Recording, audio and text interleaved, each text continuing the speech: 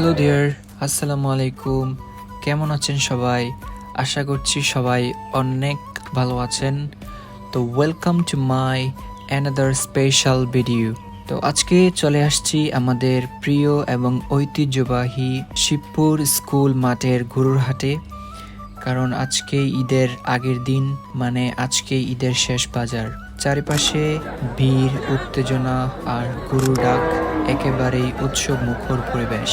এই হাটে দেশি বিদেশি নানান জাতের গরু এসেছে। বড়, মাঝারি, ছোট সব ধরনের গরুই দেখতে পাচ্ছি। ক্রেতারা এসেছেন পছন্দের গরু খুঁজতে, আর বিক্রেতারা এসেছেন যত্নে লালন করা গরু বিক্রি করতে। আজকের দিনটা তাই অনেক স্পেশাল, কারণ এটাই শেষ সুযোগ ঈদের গরু কেনার। তো চলুন আমরা কিছু